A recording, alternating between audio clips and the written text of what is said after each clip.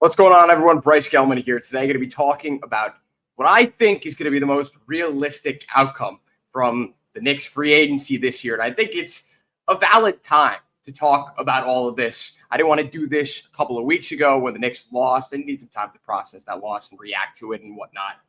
But now that the NBA Finals are essentially over, they are over. It's been one of the most lopsided finals that we've seen since last year, and it's been very unenjoyable, but it's over. So let's start getting into some offseason talk, specifically with the Knicks here. I know there's going to be a lot of Yankee stuff this summer, so I want to focus right now on the Knicks while, things are still hot. You strike by the iron's hot here.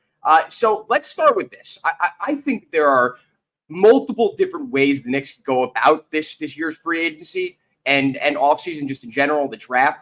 But I think that it all kind of revolves around two specific moves. And I think that when you consider what this team was able to provide in January of this year, going 14-2, beating the defending champion Nuggets by 40 points, you got to run it back. You have no other option but to run it back. And it's something that I've discussed at length here on my live streams, is that there is no possible way the Knicks go out and they trade for the star that they want to trade for. It doesn't even seem like there's going to be someone out there that necessarily moves the needle to potentially compete with Boston, because we're seeing how good Boston is right now. And you really think a Paul George or a Karl Anthony Towns deal would put the Knicks over the top? I really don't think so. So I think that when you look at what they gave you and what how they played in January, you've got to run it back. You've got no choice. So the two main moves, and it's been discussed all over Twitter, X, whatever you want to call it, the Knicks need to re-sign OG Anunoby, and they need to re-sign Isaiah Hartenstein. And I think out of the two, no doubt about it, the more likely signing is OG Anunoby. Potentially at 4 years, $140 million. He would be the highest paid player on the team, which is pretty insane considering the fact that he'll be the third best player on the team. That will probably change, hopefully, this offseason with Jalen Brunson. If he decides to take the extension this offseason, the Knicks would save themselves almost $100 million. He'd be able to sign a 4-year, $156 million extension. It's been reported that Jalen Brunson is interested in that, so it remains to be seen. We'll see what happens there. But I think you got to prioritize re-signing Anunoby. And I know there's going to be interest from other teams. Philadelphia has been linked to him. Other teams have been linked to him. Philly's been linked to every player. Apparently, they have a lot of cap room, but apparently they are interested in the entire league.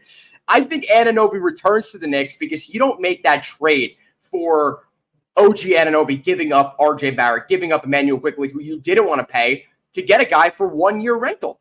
And it's unfortunate the way in which the year ended. It's unfortunate how OG Anunoby went down. It's unfortunate how many games he missed with the Knicks. And you know what you're getting in OG Anunoby, which is a generational defensive talent who has shown a lot of promise on the offensive end, especially when playing alongside Jalen Brunson, especially playing alongside Julius Randle in that short span of games that we got to watch that.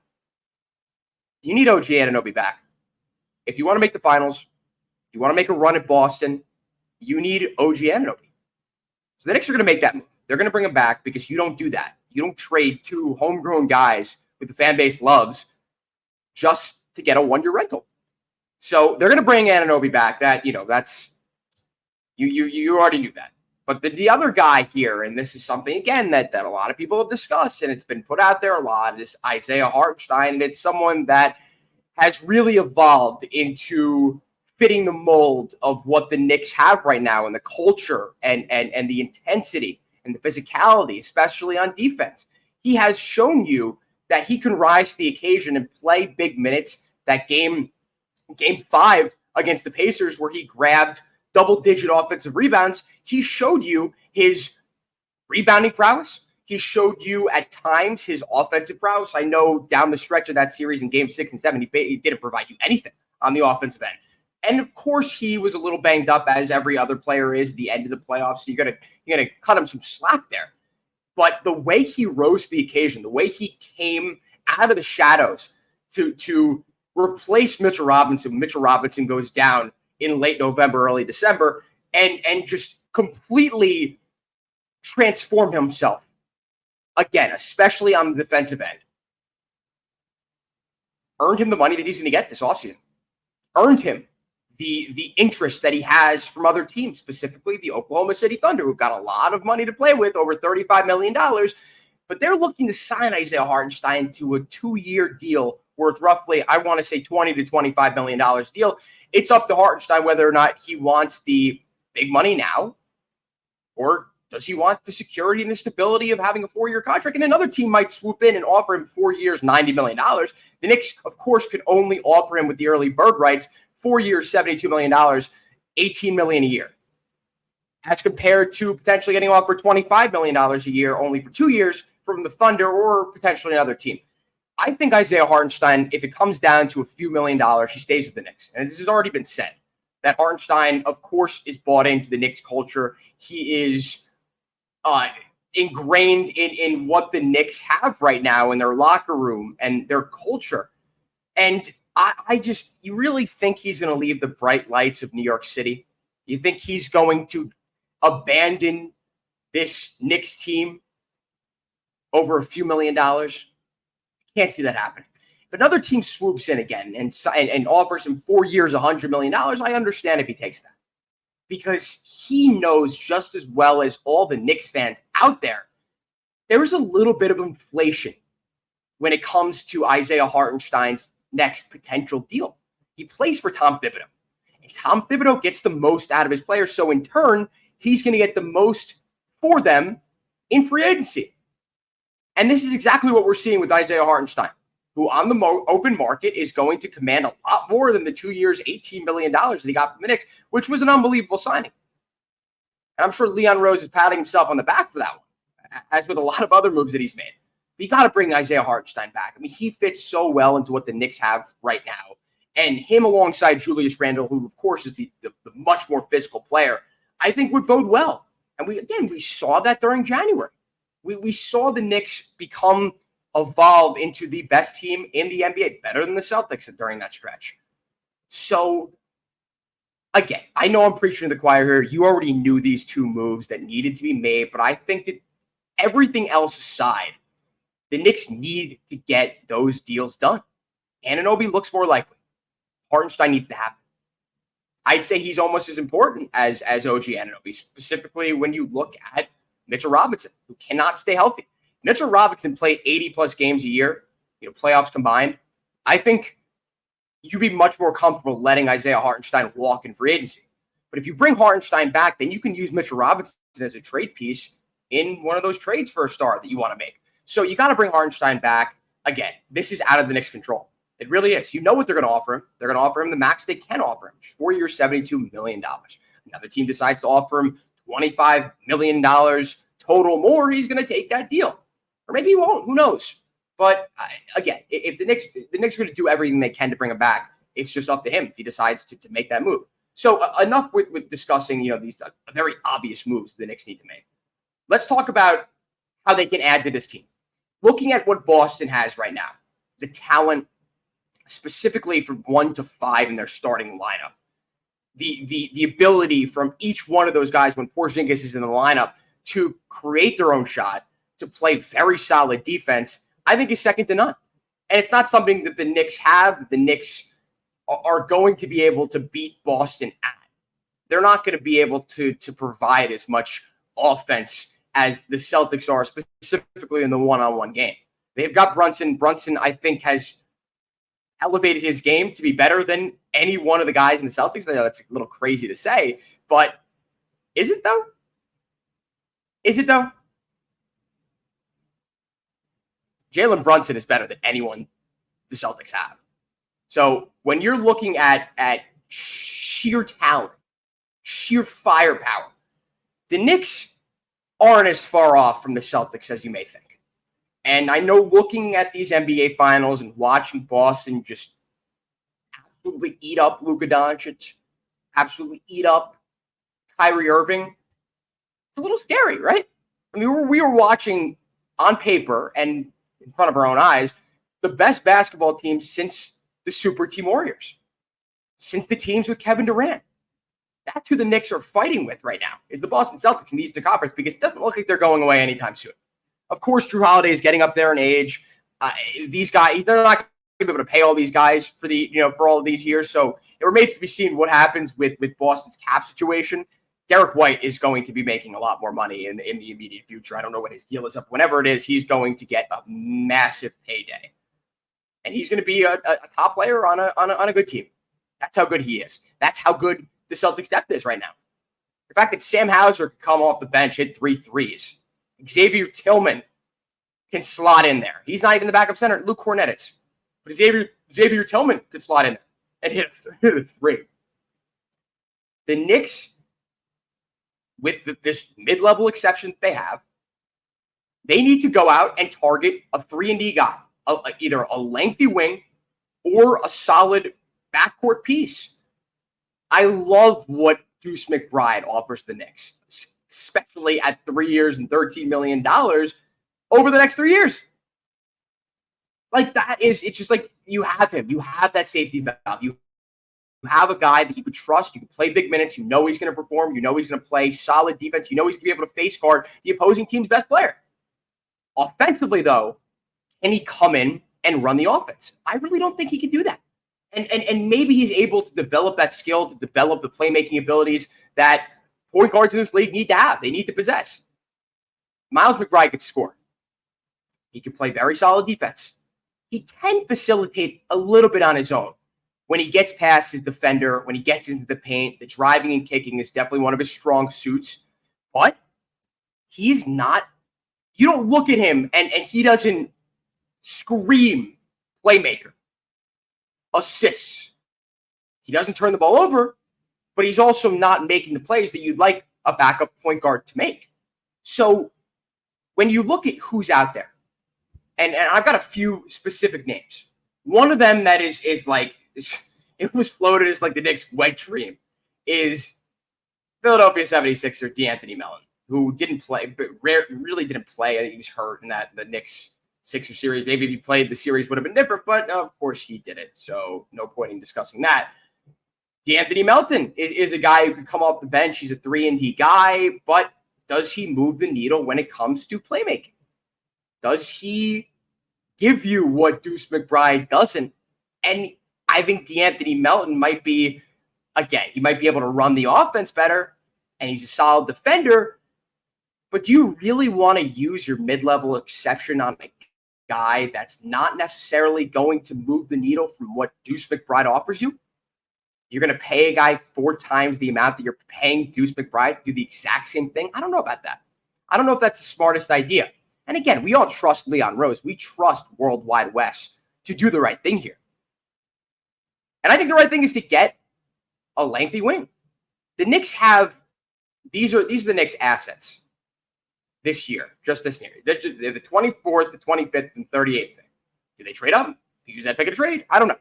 But including this year, they have 11 first-rounders, 7 second-rounders. This is still 2030.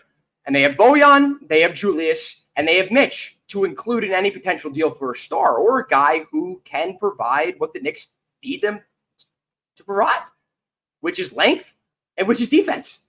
And someone who, and I know, like it's wishful thinking at this point to even assume that the Nets would be open to trade. I'm not talking about Mikal Bridges, and that's something that I would love to see happen. But apparently, I saw another report today. The Nets have all idiots.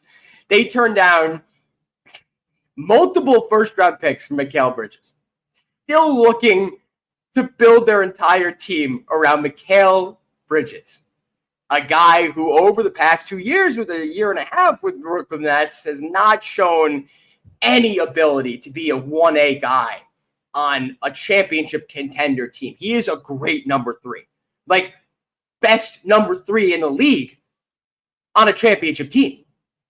100%. I digress.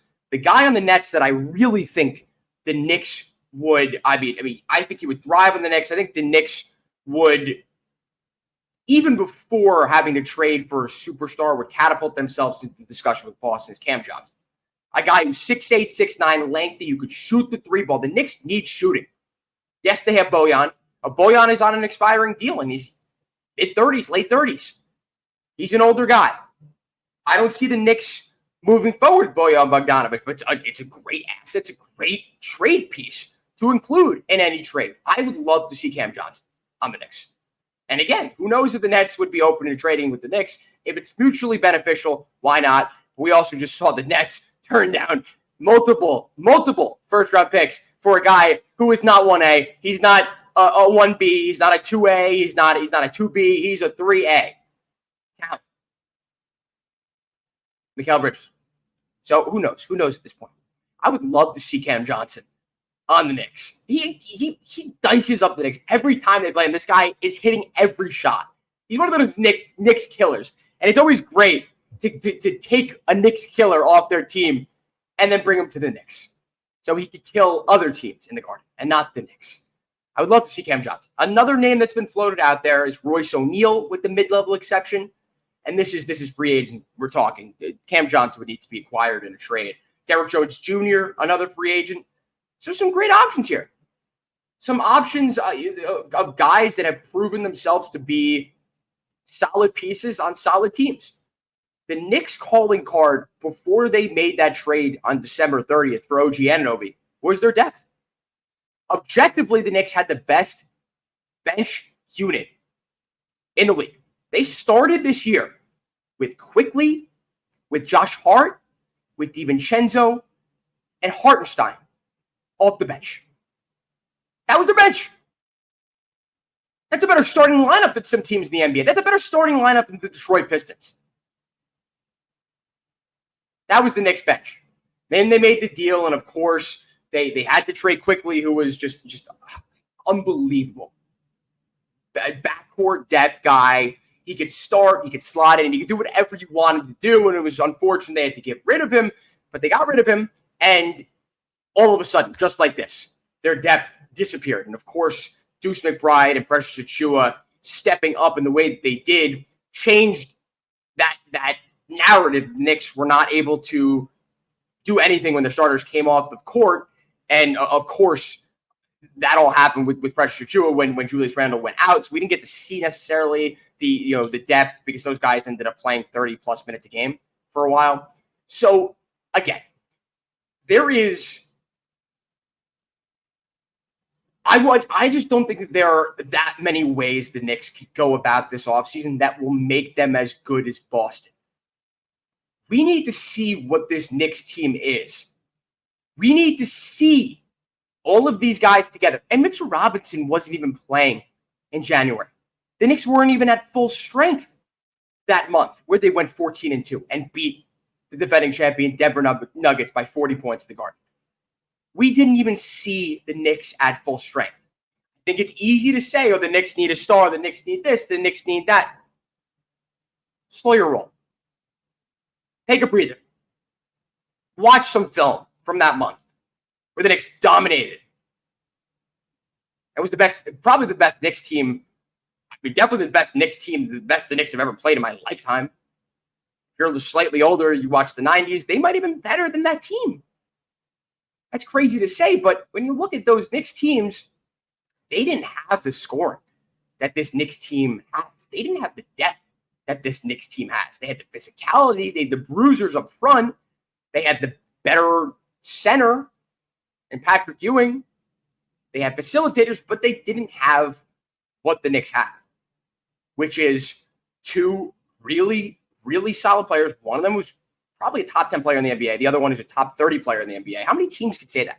How many teams out there could say, we have two top 30 players, one of those players finished fifth in MVP voting and is a top 10 player in the NBA?